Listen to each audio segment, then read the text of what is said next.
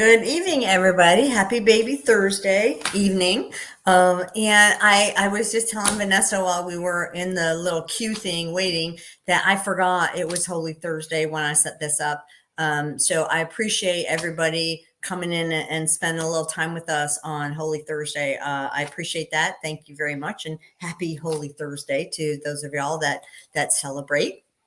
Um, and I am very, very pleased to introduce my colleague and new friend, Vanessa Moldovan.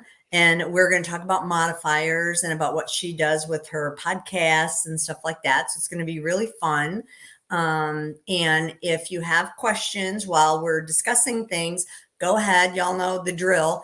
Preload them in the comments. Don't wait until we're ready to take questions because there's that little bit of a delay. So we want to make sure that we have stuff ready and can answer as many questions as we can with the time that we have. So thank you very much, Vanessa, for being here. I hope you're having a good evening, good day. I am. Thank you so much for having me. This is exciting. Oh, this My is first neat. LinkedIn Live. Oh, really? Yes, Oh, yes. yeah, my first one did not go so well. Oh, okay. So it's good that you're coming in on the 10 plus. So I've kind of Yeah, got stuff worked out a little better. yeah. But everybody's really good. And if y'all are joining in, people that are joining in, if you want to put some comments in and just say hi and where you're calling from so we get kind of an idea of where everybody's at. What I want to do first before we start talking about modifiers specifically was just let everybody know about Vanessa and how she got into what she does and how to check her stuff out, like her podcast and stuff like that. Vanessa, I've seen from your podcast stuff with your bio and your stuff on there, but that's me. So I know there may be people that aren't aware of that yet. So how long have you been in healthcare? Well, actually, I hadn't counted the years, so you asked me the question to prepare for tonight, and I'm like, holy moly! So I started when I was 25 years Yeah. ago. Yeah, I always do that. Yep. Yeah, yeah. I started 25 years ago, 1997. I started in ER registration in a small hospital. Yeah, it's been a I while. won't. I've aged you a little bit, so I won't give you mine because I beat you. But I don't talk about that. It's child labor, that whole, I know. It's So. true. It's true. It's true. And so your podcast is called For the Love of Revenue Cycle, right? hmm hmm So what do you love about the revenue cycle? Well, I love the logic that's in the revenue cycle. I like to figure things out, and I like problem solving, and I love that how the revenue cycle just fits together. And if you just ask enough questions and you kind of go through all the steps, you eventually get to your answer.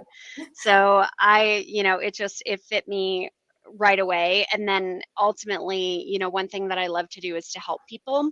So revenue cycle helps people out, when you solve those problems and when you go through all those steps, like, you're helping people out. So it was a great fit for me, and I never get tired of it. You always learn something, always. It's Yeah, there's never old. always something new and always Yeah. some different thing that pops up or new twist. And hmm um, uh, that's one thing too. When you said that, I think those of us that do the consulting and the podcasting and those kind of things, when we all discuss things, one of the overarching things we always comes out of somebody's mouth at some point is that we love to help people. Is that hmm helping? I think is just kind of like built in there to what we're hmm trying to do. And I was just talking to a practice this morning. It's a solo practitioner, kind of thing. And her husband is helping her with the practice. And, so he was just like, well, I don't have a certification, but we only bill E&Ms. And he was like, and I still think that something's not right here. And, so it's places like that where it really makes you feel good that you're helping hmm them and getting Yeah. them on the right track, because hmm physicians work is so hard. Physicians and other providers. I mean, I started 30 years ago, and Uh-huh. back then we didn't have Medicare, or we had Medicare and Medicaid, no HMOs, no PPOs. Mm. So everybody that came in, they either paid for their visit or we took a discount from Medicare, Medicaid. That was it. Mm. There were no Wow. E&Ms. There were only office visits. E&Ms didn't even exist. Wow. Oh my gosh, it was so great, Vanessa. I bet. It and physicians really had those relationships with patients, and their businesses made sense to them. So they Yeah. didn't have to have an MBA in business to be Yeah. able to have practice. And then HMOs and PPOs and all of this, and now Mm-hmm. everybody's taking a cut and they don't know what's what's right. And it's so, I feel so bad because they're seeing I twice as know. many patients to make the same amount of money, and Mm-hmm. they work very, and then for people in the offices, then same thing. Our burdens are twice as hard because Mm-hmm. we're trying to keep up with all that stuff. Mm-hmm. And it's really great, and I'm glad I and people like you and other people can do podcasts and LinkedIn live broadcasts and stuff like that, to where we're giving that kind of information to people to kind of help them with that stuff, because so Mm-hmm. many people still struggle with it. Oh yeah. So I'm really, glad. And I always love when I talk to other people, like that, how we all kind of all hit Mm-hmm. those same points of like what Mm-hmm. drives us. Mm-hmm. Mm-hmm. So what gave you the idea? So I got somebody from Ocala. Hey, Pam. And we have somebody, Lamontica is tuning in again from Pittsburgh, PA. I bet it's a little chilly there. Now, Vanessa, where are you located? You're in Utah, right? I am. I'm in Park City, Utah, up at the top of the Wasatch Mm, Mountains. We Park just got City is about so a foot of beautiful. snow the last couple days, Oh, oh, so it's it's beautiful beautiful. there. It is beautiful, beautiful, beautiful. And then we have Alethea from Irmo, South Carolina. Oh, good, good. Uh, Yeah, Pam made a comment that the payors own healthcare today. Sometimes I know it does seem I like that, and that's why know. it's great to have people that can be giving you advice. Oh, Terry Fletcher. Hey, Oh, Terry, you hey. finally got to make it. When I do mine on Thursday, she's like, I'm always booked when you go to do your things. I can Oh, never yeah. join. So great to have you, Terry. So what gave you the idea to do the podcast then? Well, I tried. It's good you asked me this before so that I could kind of stream it down, because there is kind of, there is definitely a story behind it. But basically, in 2014, I had my opportunity for the first time to be a AAPC local chapter officer. And I was an officer for the next 5 years, kind of doing, different roles. And part of it was speaking. I get a lot of requests to go out and speak, because that's how our members get their CEUs and low cost CEUs. And I kind of caught that bug and recognized the teaching bug, and recognized that it really is in my DNA to teach and to share knowledge. And, I just really love to help people with their life and their careers. And, I'm kind of addicted to that aha moment, where you can see in someone's face like they caught on to something, or you taught them something they never knew before. And, just really making a difference in that way. It's important to me to make a impact. So in during that journey, I had someone reach out to me, and podcasts started becoming more popular and more popular. And I had someone reach out to me in 2019 and said, have you ever considered doing a podcast? Like, you could really reach such a different audience, by doing a podcast. And I was like, no, like, regular, normal, everyday people do not do podcasts, like, and they're like, no, no, no, they do. I was like, okay. So I created the Facebook group first to kind of build an audience and kind of get a feel, because I was also like, are there people like me who love the revenue cycle and who are going to sit there and listen to it all the time? Like, I was like, so I just kind of wanted to see, what was out there, who would be interested. So I ran the Facebook group for several years, and there was a lot of interest. So then it just became, the moment and the time. So to actually launch it, because frankly, I was intimidated by the technical side of running a podcast. I was like, I know nothing, right? So anyway, so when life happened and I had to quit my job, and our family moved to the middle of nowhere in Romania, and I was like, what am I going to do with my life? I was like, oh yeah, there's that Podcast. podcast that's on my 5-year plan. So I'll start a podcast. That'll give me something to do. So that's kind of how it started, and it has been wonderful. It has definitely given me more than I feel I've given others. Like, I love it. It's great. Well, that's great. Terry's comment was, so I'm not a normal, regular, everyday person. You She's are, but I but didn't know she's she ran a joking. podcast. I just, it wasn't until I started doing it that I started, meeting these people, and networking is amazing. Once you get out That is there, true. it is Yeah. so amazing, and you reach out and you meet people, and find out you're not alone, and you're on similar adventures, and you can find support even in such a niche as revenue cycle. So Yeah, yeah, yeah. We should probably do. I should probably do a broadcast on networking. That would probably be a good one. All right. So now, and how long has your podcast been running? since October of 2021, so 5 months, 6 months, something like that. Yeah. And what is your favorite subject to discuss and educate people on in the revenue cycle? Is there one thing that like really gets you, jazzed? As far as topics go, I really love denial management and AR follow-up. But frankly, if I can do anything that's gonna really blow people's minds, or like I was saying, I just know, I'll tell you, I have this presentation on the tools and AR tools and resources on the AAPC website. Every time I do that presentation, people are like, "What? I didn't know that was there. That's amazing!" But like, always, every time. So I love it. But my favorite topic to talk about is for sure denial management and error follow up.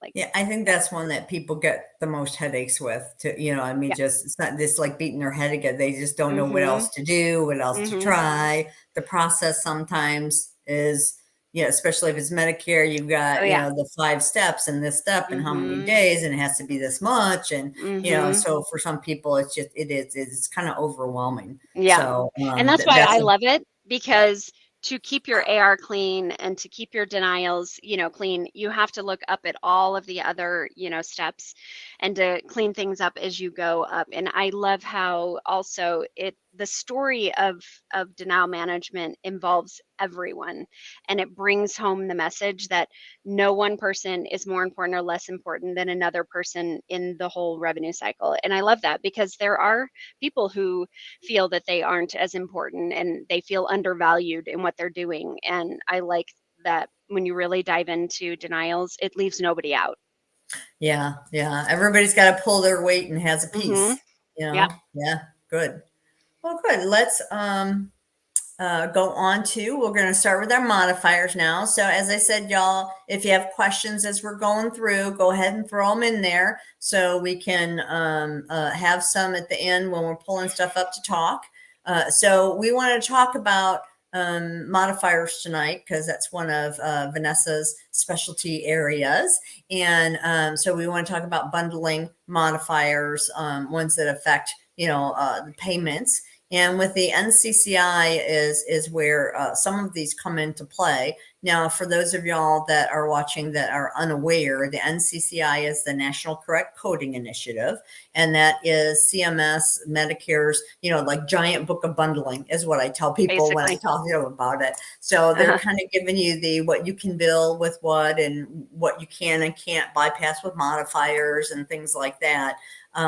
So a lot of times, some of the modifiers that we're using and appending is to correctly Hmm. bypass those modifiers so Right. that you get appropriately paid.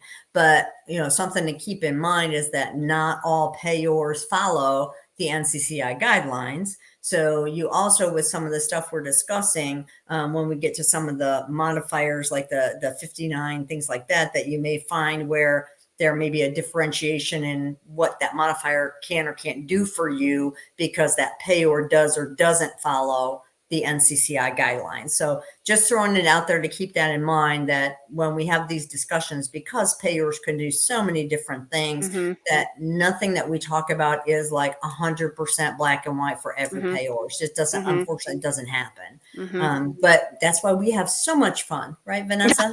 Yeah, exactly. That's why, I've done like, I don't know, 7 sessions about modifiers in all different, ways and of looking at it, and different, like, front door, side door, back door. I mean, there's different ways you can look at it. You can, the topic of modifiers comes up a lot when working denials, and not just on the coding side. I know you brought up the payer side, and that is a big, topic, is payer guidelines versus coding guidelines. And it can be a big conversation in your organization, because the coders, it hurts as a coder sometimes, the changes that you have to make to the billing, Yeah. and when it doesn't follow a coding guideline, but it's following the payer guideline, and it all the time accurately represents the documentation, but we're using that modifier because the payer is requiring it, and we frankly Yeah. won't get payment if I we always, don't use it. I'm like, but you're not Yeah. supposed to. Yeah. Like, I mean, 25, right? Our friend 25 all the time is used and abused by payers. And it makes it confusing for those in the yeah, billing and coding world, because they're like, wait a minute, when I read about a 25, yeah, that doesn't yeah. sound like what the payer is requiring. And it's true. Yep. And new Yeah. people coming into the profession, Hmm. it's kind of hard when you can't. That's one of the thing when I would hold the CPC courses and things like that. And when I talk to new coders, as I always say, there's like real world on the job, there's in the book, and Hmm. then there's what everybody else does with it. And, Hmm. if you're looking for something black and white, what Hmm. we do probably isn't what you want to do Mm-mm. because you'll drive yourself crazy. For If sure. I Yeah. need the answer, there's not an answer. Some things, Yeah. yeah, they're black and white, but for a Hmm. lot of things, we are in this gray area where we want to make sure we're doing what's compliant, what's right, but then you Hmm. have to take all those other things into Hmm. consideration to make sure that you're getting paid correctly. And Hmm. it is not easy. It Hmm. is not easy. Coding is just the first little part of it. Then there's Hmm. so many other things that go with it to make sure you get paid, that when you get paid, you get to keep paid. Right. And then Right. if you don't get paid, people, Hmm. with stuff like it with the revenue cycle, making sure that, you get it when you deserve it. Hmm. Hmm. So it's Yeah, very complex and it's hard for it new is. people sometimes to kind of get all that, where Hmm. it's like, well, like you said, well, this is what it says. Well, Hmm. I know that's what it says, but Hmm. Hmm. that's Hmm. just not how it works out. Yeah. Yeah. I think one thing though that you can use as a cornerstone is, like you said, it is compliance. That is something that is black and white. And if you always come back to the compliance, and are we being compliant, and are we following the documentation, right? So we never, ever, ever change our coding or change our billing just to get paid. We Right. always follow what the documentation is saying, and go from there. So that, I think, is always worth putting that out there, always, Oh, that even though definitely. we are playing some of these games that the payers put out there for us, we always have that North Star of following the documentation. Yeah, because you can't, under review from payors and under review from outside auditors that may be, at your practice for your compliance plan, Hmm. you can't go wrong if that's what you're sticking to. Correct. So, yeah, Right. Yeah. that's always the best thing. All Hmm. right, so let's start out here. We got our first modifier. We have modifier 24. So we have a couple E&M modifiers first. Hmm. And as Hmm. I said, y'all just go ahead and start loading your questions up as we're talking about these. And I see Lady has joined us. Hi, Lady. Have happy Holy Thursday. Oh, is that Lady Uh, Martinez? yes. Oh, she sounded Yeah, she's great. great. Yeah. And then Pam also put back in with the light bulb comment that, Yeah. as you were saying, so Yeah. yeah, she likes The that light bulb too. goes off. Um, Yeah. so modifier 24 Hmm. for our E&Ms is when we are seeing a patient for an unrelated E&M during a post-op period. Hmm. And it's the same physician or other QHCP, other provider, NPP, whatever you want to Hmm. call them, during that post-op period. Hmm. So any specific things that you see with this one, usually I don't see as much trouble with this one. I always like to introduce it because it is an E&M modifier, but Hmm. as long as they're remembering to put it, Right. kind of thing, Right. because otherwise they're like, well, yeah, but it was a different diagnosis. And I'm Hmm. like, yes, but the system doesn't see that. The system Hmm. sees that it's in a global period and you're billing an Hmm. E&M. Hmm. And without a modifier, it's just going to deny. Right, right. And we were told back when ICD-10 was being implemented that some of these modifiers we wouldn't have to use as much because Yep. the ICD-10 would tell the story, but that has yet to happen, and we're like 7 years in. But yeah, modifier 24, I think the usage of it's probably going to really depend on your specialty. I know when I worked in dermatology, it was pretty common as Mm-hmm. patients would come in for multiple procedures, in different, completely unrelated, and they would do it within that 0 to 10. Usually dermatology was a 0 to 10 global. So Yeah. I think it definitely depends on the specialty you're in, and it's a tough one because it's tough to load edits for it. Like in your clearinghouse or in your billing system, because you have to look at a previous service date. It's not like a 25 where the Right. 25 you're looking at same day. So usually you have your office visit and your procedure on the same claim, and so you can tell it to look at things. But a 24, looking back at a previous procedure, it's kind of difficult. So it oftentimes you need a manual process, where you have like pop-up notes in the system or something notifying, oh, the patient had this procedure, it has a 90-day global, and to notify the person doing the coding or the charge entry that they need to watch out. And another thing I like to mention, when I first started out in AR follow-up years and years ago, and it was before I had my CPC, 24 and 79, I would often get confused until finally someone made the distinction. 25 is for your E&M only, 79 is for your procedure. They tell the same story, but that's the Yeah. difference In between the two. fact, here, 79 only well, goes on procedure. Yeah. So, yeah, unrelated procedure during the post-operative by the same physician. So, literally the same story you're telling, but a 79 always goes on the procedure, 24 always goes on the E&M. So, I like to marry those two together. And to kind of put that distinction there, because the modifiers we're talking about today are really the top in the most used and misused. So yes. that's why I love to talk about them, to really help people distinguish them and use them properly. All right. So modifier 25, the one that we could talk about for days Yes. and days. Yes.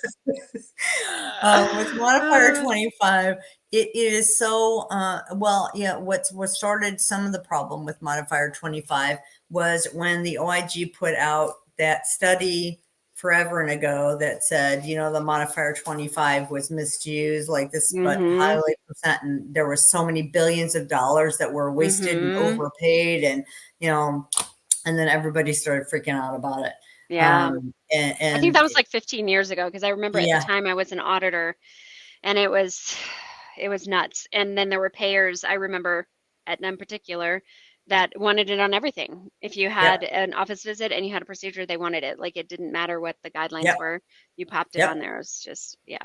And that was some of the problem when they came out, the OIG, like now for derm, there's the OIG project on derm usage of modifier 25, Mhm. Mhm. and all the derms I work with, I keep trying to tell them, it doesn't just, you don't just automatically slap it on to the E&M. You Mhm. have to take a look Mhm. at what's going on, make sure Mhm. it's the correct one to put, and if you need it, because, a new patient visit is exclusionary from that bundling from the global there by Mhm. some of the Medicare carriers. They even tell you we don't want it on new patient Mhm. visits. Mhm. So make sure you're putting it on right when you put it Mhm.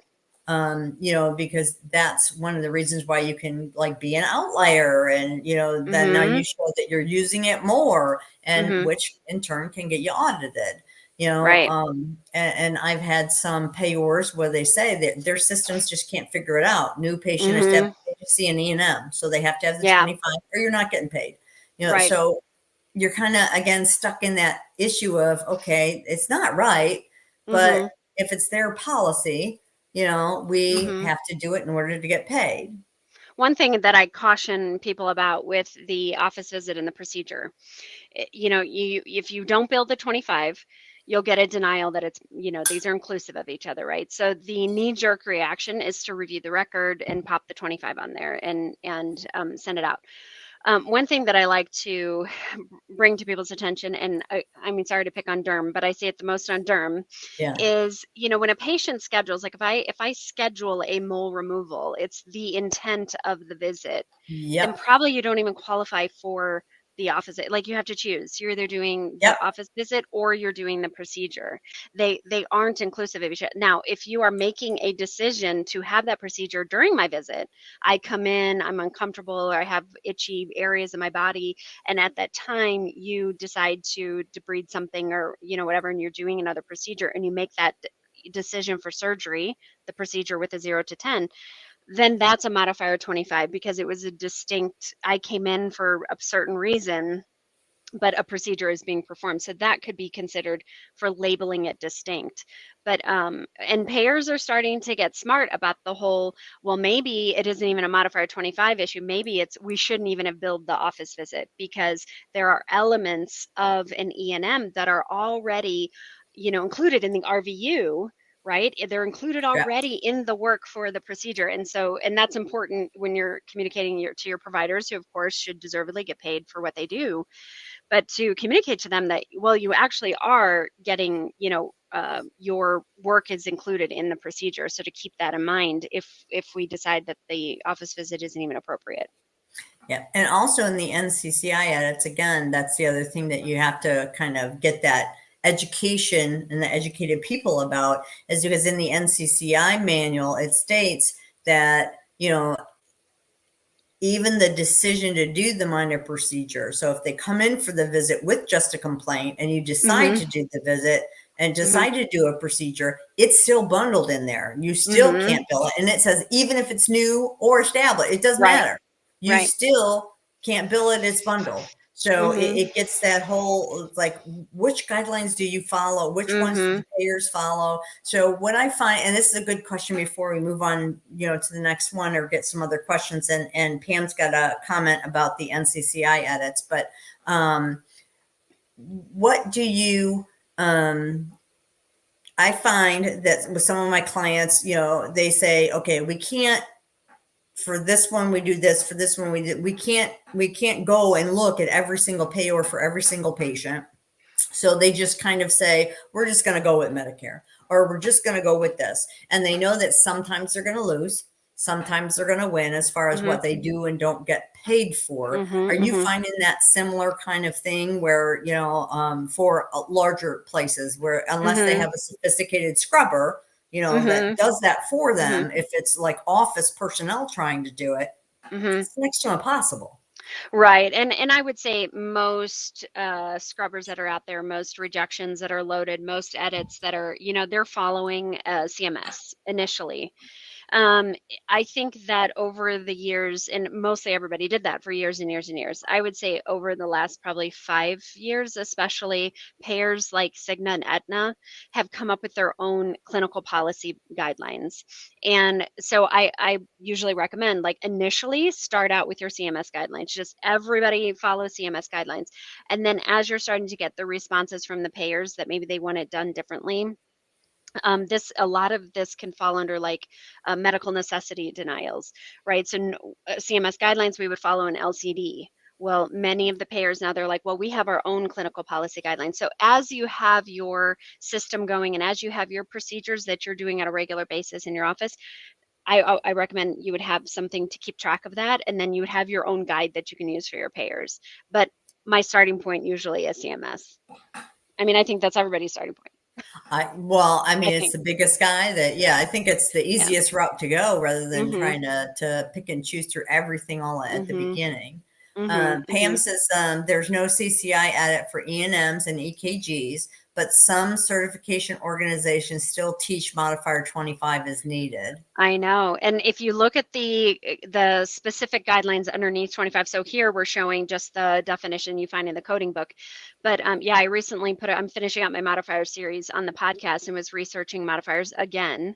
And in 25, it does specifically say that on EKGs, medicine, under the medicine, category, 25 is not necessary because it's not included in the RVU. The work for the office visit isn't included in the RVU. So, but it is true. Many payers, they still want it. They see that second CPT code and they want the 25. Yeah. That's how their edit is especially like loaded. Injections. Yeah. Is another big one too. And I think it happens too with 59 as well, where it truly is not appropriate to have the 59 on there. And yet the way they have their edits loaded, it will not go through without a 59. Yep. All right. Our last E&M modifier would be modifier 57. And that one, at least in my opinion, of the E&M modifiers, is probably the easiest one. it's the decision for major surgery, Mm-hmm. and that's what you have to Major. remember. Mm-hmm. That it doesn't go on the office stuff, the minor procedures in the Correct. office. So you see the patient the day of or the day before, Correct. and you say, okay, we got to take you to the OR. Right. That's when you pull out your 57. Correct. And I So, said there's the distinction, right, between the 25 and 57 when it comes to decision for surgery, right? Is your yep, minor, this is definitely for major surgery, which major is your 0 to 90 days global. yep. All right. So I don't want to belabor old 57 because it's Yeah. usually a pretty good one. So, modifier 58 is our stage related procedure in a post-op period. So what kind of advice, info would you like to share with people for that modifier? Well, I think the importance with this one, I mean, again, it's pretty self-explanatory. So an example, that I'm familiar with is, in the orthopedic world, orthopedic surgery, you go in, you have, devices put in during surgery, maybe to stabilize, a bone or something, and then they have to go back within the post-operative period to remove it, maybe some of it or all of it, so that would be staged, or related. Again, I know this wasn't on our planned list, but a good distinction is it's not the same as 78. So even though 58 is returning to the operating room, 58 is planned, whereas 78 is not planned, and 78 is really more extensive. And so to kind of those are separate, and they can be kind of confusing, but Yeah. yeah, that's how I think of 58. Yeah, I think that one is another one where you have to have the issue where I see most people have issues with it is the time issue. Like, are they still in the post-op period? Like they'll send it Hmm. without the 58 because they don't Yeah. realize they're still in the global. Then they Hmm. get the denial and they're like, why isn't this getting Hmm. paid? And then, they go. Yeah. So it's that, kind of stuff where you're Hmm. just like, oh, so some of the EMRs are getting better at, Hmm. popping like Emma for derm and ortho, sometimes you can have it set to where it'll, populate with some of those modifier things on there because it Hmm. tracks the globals for the patients. Yeah. So, but Hmm. that's probably the thing with that one is to kind of watch and make sure that that's what it is, Hmm. and that you're in that global to Hmm. need it to get paid. Because anytime you're in the global, again, it's not going to go over and look and see that it's a different diagnosis or something different. It Hmm. looks that there's something being billed, and at the payor side, their software automatically is going to kick it out if there's Hmm. not a modifier to stop it.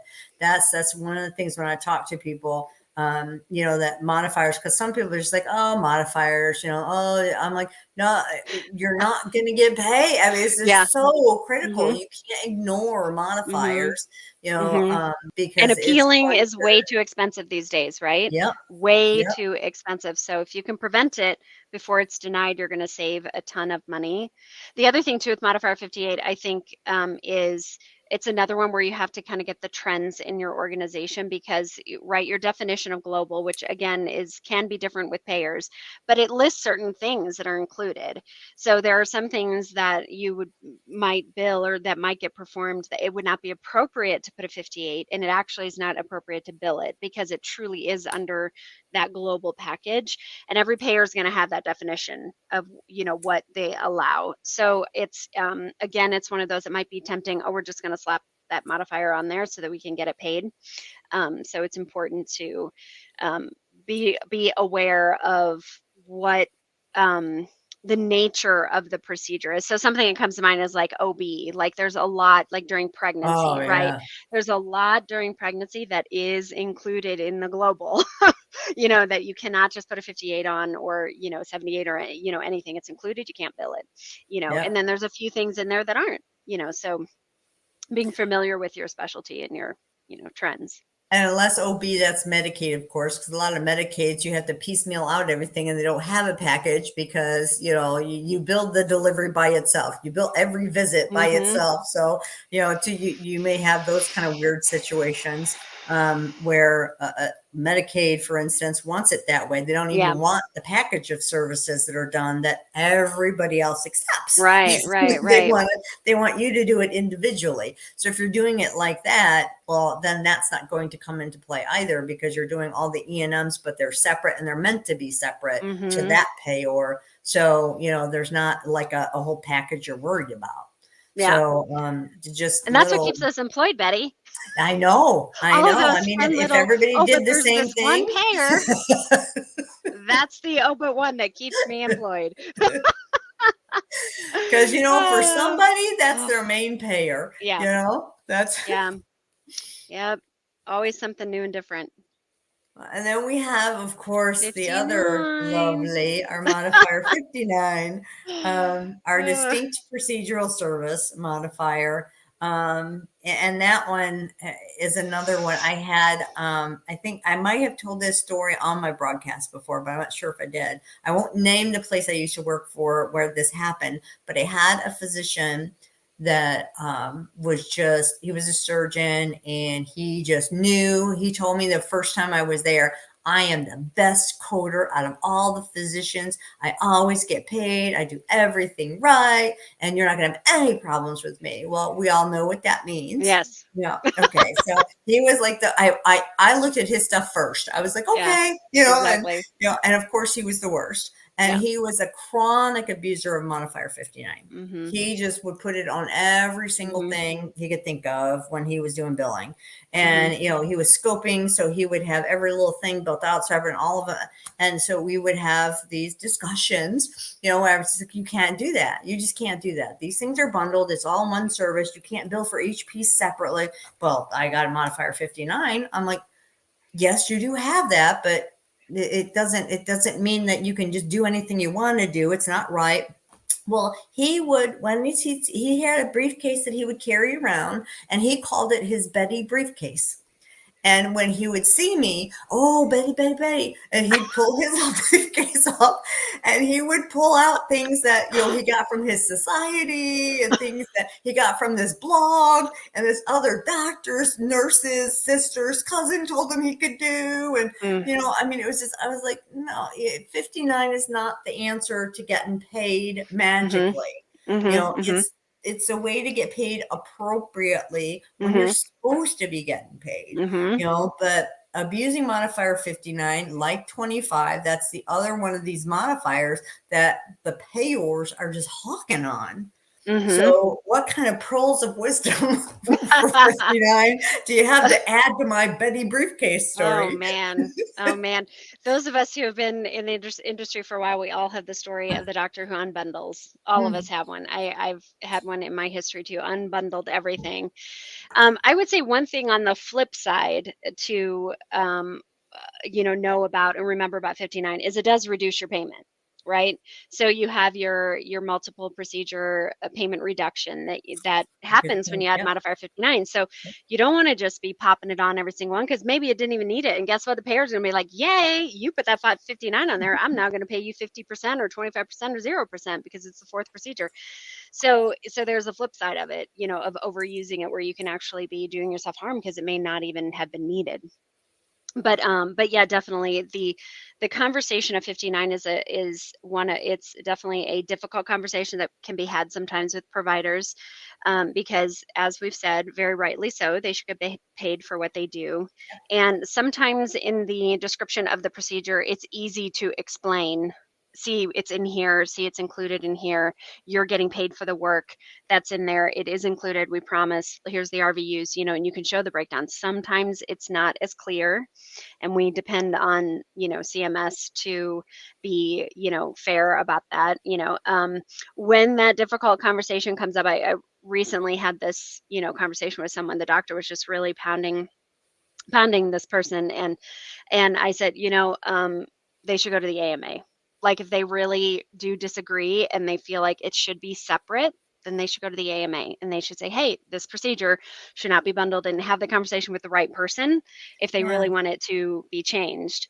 But it's interesting with modifier 59, it used to be like the scariest one for me because of the big NCCI That spreadsheet, man. I mean, you remember it still is. It's a Oh, zip yeah. file that you have to download, and it's like 87 gazillion cells. And there is a plethora of amazing, I mean, global days are on there, MUEs are on there, like tons of information are on there, your assistants of surgery. And thank God the coding software came out, right? Yeah. And so Yeah. many people have coding software. So when I talk about 59 and people who are also afraid of it, like I am, because it can be difficult to wrap your head around the logic of the MCCI spreadsheet, which it's column 1, it's column 2, and it's 0, 1, So I always say, if you can get your hands on a coding software, get your hands on a coding software that has the NCCI edits already loaded in there. So all you have to do is put your code combination and it'll tell you exactly what you need to know in the decision that you need to make. My only other, I guess pearls of wisdom is again just coming back to documentation. And again, this could be another when you're having that conversation with the provider, explaining to them why it's not appropriate. The definition of 59 is a distinct procedural service. It's pretty clear. It has to be distinct. Like there has to be something different about it, different organ, different body part, different, it has to be different and distinct. And you have to be able to say, this is a pea and this is a carrot. And it has to be clear in your documentation. Otherwise, you can't bill for it. Like we all know, if it's not documented, it didn't happen. If it didn't happen, it doesn't get billed. So and you're not going to duplicate your documentation so that you can build something twice. That is illogical. I guess some people would do it, but anyway, so those are kind of my words of wisdom, because I know there's a lot of stress on both sides for the ones who do the coding, the billing, the managing, and who provide the services. There's a lot of stress around modifier 59, but it is great that we have it. I mean, it is really nice that Yeah. we're able to say this was distinct and I should get paid for the additional work because I did do the additional work and it's not a duplicate, So on that other side, I mean, thank God we have 59 to be able to tell that story and get reimbursed for the work, Yeah, that we did. yeah. And I think that the AMA really did a good job when you look at the modifier appendix where it does all the definitions. And with 59, it's like a separate service, a separate side, a separate, Mhm. a different this, a different, so they different, Mhm. different, separate, Mhm. separate. They keep kind of pounding it in there with that definition too. So when Mhm. I would teach modifiers, that was something I always, is like, listen to what it's saying, Mhm. Mhm. to kind of, get people on that to where, all right, and Pam made a comment, and it hadn't occurred to me because again, I'm an old hen. So the 59 is the modifier that just comes in my head, but she's talking about the X The X modifiers. modifiers. Yeah, I So was going to Pam ask you about says, that. Yeah. yeah, she loves the X EPSU modifiers. Mhm. In her Yeah. mind, 59 is M17.10, X modifiers equals M17.11. Mhm. So, Mhm. uh, Yeah, and and I'm curious because I have um not been, in the weeds for a while. The X modifiers came out in 2015, which I didn't know it was that long ago. Again, I just researched it, for my podcast. I remember, the first 2 or 3 years that they came out, first of all, they were optional, right? mhm, And then when the notice came out, like, okay, we're for real now, we're real modifiers, we've graduated, right? We're no longer baby modifiers. And so they were like, please use them, please use them. And then I remember them causing denials, like, and they mhm. wanted the 59, and yet in the guidelines it said it is not appropriate to bill 59 and an X modifier Right. only, which of course, because it's telling the same story. But when we would build just the X modifier, it would get denied. So moving forward, unless the payer was like, you have to have an X modifier, we just say 59. Yep. But as I was doing recent research, payers want the X because of the story it tells, again, and the data that they can, gather by the more times that we use it. So I'm curious, even with our listeners and what you've seen, Betty, are people using the X modifiers? They're starting to more. I think again, as we're getting younger generations into our profession now, all of us Mm-hmm. old schoolers, we just usually default to 59 Mm-hmm. unless we've seen that the payor saying, yes, I do want that, and yes, I because I remember when they first came out with them, And I thought they were great. I was like, oh, it's great. Yeah. These are super specific. They're Mhm. subset modifiers. And then that old XU with that non-overlap and blah, blah, blah. And people were like, Mhm. what does that mean? And that Mhm. was where the problem came. Medicare was just like, oh, I don't know. You know, Yeah. Yeah. Yeah. they're Yeah. like, Yeah. we'll get back to you. And then all Uh-huh. of a sudden it was like, you don't have to use those modifiers yet. Yeah. You know, so there was so much confusion with it. Mhm. I Mhm. mean, the XE, XPS, some of them were so clear. Yeah. Separate encounter, separate site, Mhm. separate person. There's just no question about what those And are. it They're great. wasn't it supposed to reduce documentation being sent in, right? It was, yes. Because what was happening, they would see the 59, they're like, okay, you want to get paid for this extra procedure, let's see your documentation. Where the X modifiers were supposed to cut down on that. Yeah. And yet, so, I hope that more, payers are requiring it so that we can cut down on documentation. But yeah, I'm not really in the detail like that, so I don't know. That's why I was Yeah, curious. yeah. So yeah, people watching, if you would put little comments in about that as we're looking, because Pam's other comment is that, still not all payors recognize them. So, Yeah. we know we still don't have an overwhelming use or Mm-hmm. desire for them out there. But if y'all are using them more than the 59, if you know of any payor specifically that you're like, Mm-hmm. they just don't take them, put Yeah. it in the comments, to help Mm-hmm. your fellow attendees out here so that they can kind of make note of stuff like that. So Mm-hmm. that's one of the other good things when we're talking about networking and things like that, where Mm-hmm. we can share these types of things that just kind Mm-hmm. of help everybody. Mm-hmm. So let's see, I've got Pam saying that they use XU for OMT, and 96372. Okay. Okay. And Lady says it's true, not all payers recognize them. So again, they're still saying that, they're not, globally accepted yet So from what is it like all. if you bill like XE, it denies for invalid modifier? Is that what happens? And Um, then you have to pop the 59 on there? well, from my experience in saying yes, but anybody that's currently in with dealing with that modifier, like Pam or Lady, if y'all are Mm-hmm. using those modifiers and that's not what they want, are they denying your claims, or are they, giving you some kind of notification in the EOB or something, or some kind of Mm-hmm. education that they're putting out? So how are the I'm payors curious. Yeah. handling that? Mm-hmm. And then I'm curious too on if you're billing 59 and they prefer the X modifiers, are they denying saying a more specific modifier, is needed, or sometimes it's even invalid or missing Yeah. is the Yeah. modifiers a denial. So curious on that too. I hope that in the payer, because of course the payers rule the roost when it comes to this stuff. I really do hope it transitions to that, as well as I hope that with ICD-10, our modality modifiers will go away as they were supposed to go away. And we can Yeah. depend on those modality diagnosis codes to tell the story. And we don't have to put the modality modifiers, on the procedure codes. That is also a transition I hope happens one day. Yes. Well, with ICD-11, I tell you, they're getting all that stuff ready, but Mm-hmm. I don't know, with ICD-11, and I know, I think it's going to be, a really good system, but I think our country, we still have people on paper charts. Mm-hmm. ICD-11 is digitally based. It's electronic. There are no books. There are no Mm-hmm. books.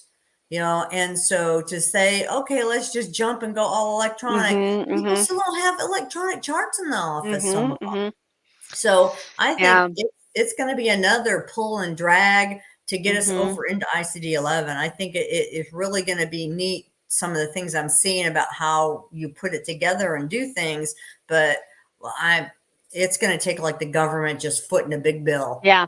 to get that to happen. Yeah. Yeah. Yeah.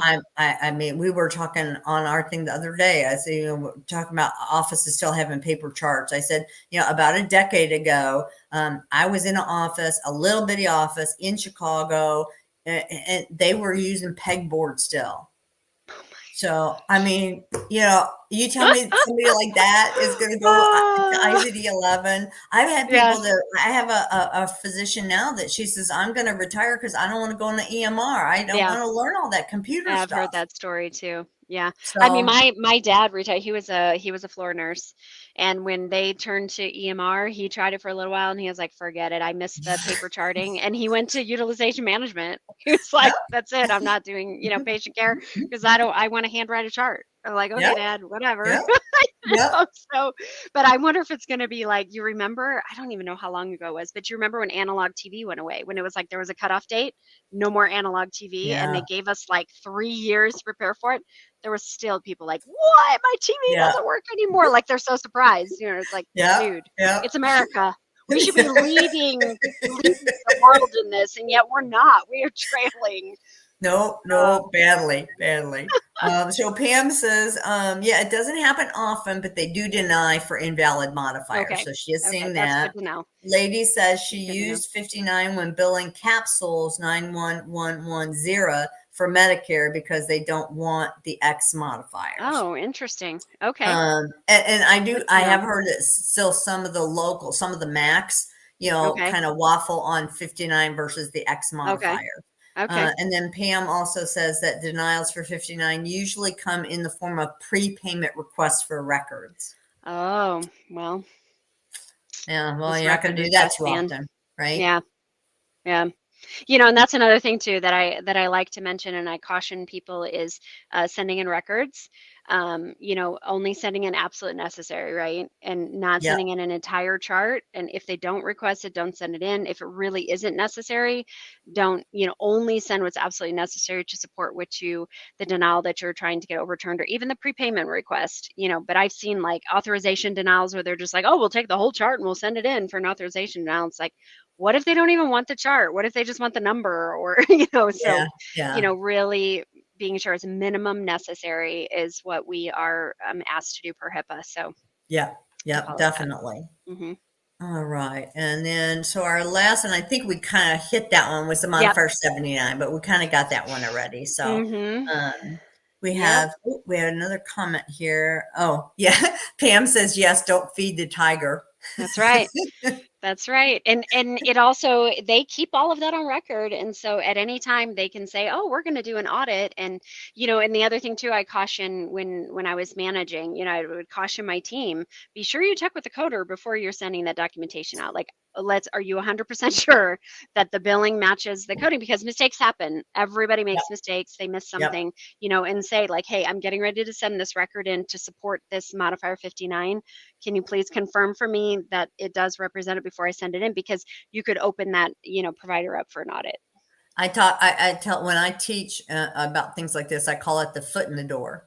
Hmm. You don't want to give them a foot in the door, because if they see one thing, they can use it to say, well, let's take 10 more records, and Hmm. they want to just open it a little bit more and a little bit more each Yeah. time. So don't Hmm. give them the foot in the door. Nope. Keep them out, give them what they Hmm. ask for. Don't give them anything more. Hmm. Don't offer anything more, Hmm. and not just because it's not, the very best thing for you probably, but you've got HIPAA, also where Hmm. you shouldn't just be blanket sending all kind of stuff Hmm. because Hmm. it's been requested. Hmm. Hmm. Um, and Yep. lady says, yes, she absolutely agrees with Pam about feeding the tiger.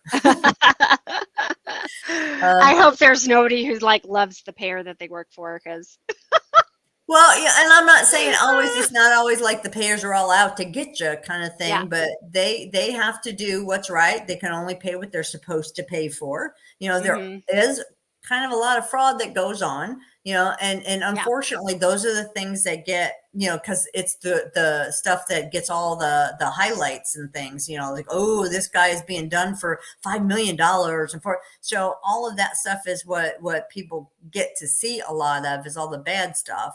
Yeah. And so, there are some payors. I have worked with some payors that actually paid me as the consultant to come out and do physician education to all the physicians. They offered it to all the physicians that are there for free. They said, she's going to come and do education. I would go from Fargo over to Bismarck, and I would do this education. They never charged the physicians that were participating for it. It was a benefit of being participating, because she said it cuts down on our denials and on Yeah. our back work, and we're just trying to, have them improve what they're doing. So, there are some really great payors out there, and there are some really great physicians. There are some bad physicians. There are Absolutely. Hmm. some stricter worse payors, so yeah, it's kind of hard because you don't want to get down that where you do the physician bashing or payor bashing kind of Right. thing. Right. I think there's even things on both sides, but Mm-hmm. you just have to try to stick to, the straight and narrow of what's in the document, what's compliant, what you Mm-hmm. have to send, and be done with it. If you do wrong and payor finds something that you did incorrect and you look at it and go, oh yeah, it was incorrect, then say it was incorrect, fix it, and Mm-hmm. quit doing it. Mm-hmm. Mm-hmm. Sometimes stuff is as easy as that. Nobody's Mm-hmm. perfect. Nobody's 100%. Mm-hmm. So everybody's going to make a mistake. And even if you Mm-hmm. get audited by a payor, I've had many times, and I'm sure Vanessa, you've dealt with this too, where they've come and said, well, the error rate that we got, I just had one right now. We're answering that they, out of the 50 some charts, they didn't agree with 8 of them. So not bad. But Mm-hmm. they hired me to look at those 8, and I didn't agree with 2 of them. The other 6, I was like, yeah, you guys were, you were a little off Uh-huh. there. But the Uh-huh. other 2, I'm like, no, those are good. And so we made answers, responses to those, and Mm-hmm. so we'll see what happens. But, it doesn't mean that they're trying to shut you down. It's just they have their job. They're doing their Mm-hmm. job. They're saying Mm-hmm. this doesn't fall within the guidelines, and they're letting you know that. Mm-hmm. And then Mm-hmm. you have the discussion about it. Doesn't have Right. to be nasty, Mm-hmm. because nobody's always right, you know? Yeah, and kind of on that same note, I often recommend to people utilize your provider network consultant. Utilize the person that that your organization, your provider, you have a contract with those payers and you have access to someone that you can bring some of these trends to and these concerns that you have regarding how your claims are being processed. And even though maybe your discussion isn't going to make the difference, if they have 10 discussions in, a period of time on the same thing from different providers, they'll be like, and they'll take a look at it and maybe change. So again, we live in America. Speak up, and say something. And even though we may not see it in our lifetime, at least you're saying something and not just complaining about it and just going at it Right. status quo. But if you really do see something, you're like, you know what, this, I think we can make a change here and do it differently. And I remember recently working with Anthem, and they were very, very open to, because we just felt like the request for records was excessive. And when we opened the conversation with them and sent them examples, they just had this one person who was new and didn't know, and they were just asking for records for every single procedure that we sent, and they were doing it with all their clients, with every single one. Oh, Yeah, and they just didn't know, and we're like, okay, well, that's great. And they talked with them, and so there's people behind those denials. It's not yeah. just a machine all the time. So it is definitely important to keep the conversation open. That's how we're going to make change. Yep. Yep. And Pam said, Betty, thank you for introducing Vanessa today. Oh, So, it's so and fun. she also said, yes, they have jobs to do too. So Yes. as far as the payors go. So yeah, Mhm. we all, we're all in healthcare, and it doesn't have to be any kind of a combative thing. We're Mhm. all just trying to do what's best for our clients or our physicians, and for those people, for their employers, which are the payors. So yeah, we're just all trying to get along in here and do what we're supposed to do. Right. Mhm. Um, so if nobody has any other comments or questions, I'm not seeing any come across. We're just about at the top of the hour too, so that's great. The timing worked out wonderful. Yeah. Yeah. This So has I been want really to fun. thank Thank you. you. I'm glad you enjoyed Thank it. you. Maybe Yeah. you can come back again, and Absolutely. we can do some more, maybe on a I'll do your different topic networking in one. revenue. What did you I say? loved I'll do your network. If you want to talk about networking, I'll come back and talk about Oh, networking. great. Okay. I love it. I love the power of LinkedIn and the power of the Facebook. And I have, it's been a life changer for me, frankly, networking. So I would Oh, love to great. talk about that and how it can change people's careers and tracks. And yeah, that'd Oh, be fun. wonderful. So I will. I'll do that. And Hope says, thank you. You're welcome. Pam, again, thank you both so much. Love the topic and the networking. That sounds great. And I think we are, yeah, I think we're running in there. So again, everybody that celebrates Happy Holy Thursday, Good Friday, Easter weekend. I'm going to be spending it on my lanai, getting a little sun. I think I'm due. Oh, I just have to tell you, Vanessa, lady says, Vanessa, you are amazing. So I just always like to Oh, pass those on. thanks, lady. I think you are too. So Wonderful, wonderful. Then you have a good weekend yourself. Happy thank Easter you. to you. Thank you. You And too. thanks everybody. I am glad that y'all could join us today. And Terry, I'm really glad that you could join. You were kind of quiet today. Yeah. But I'm really glad to have you, that you were on, that you were able to join in. So thanks everybody. And we will see you next time. Thanks, Okay. Vanessa. You bet. Bye bye.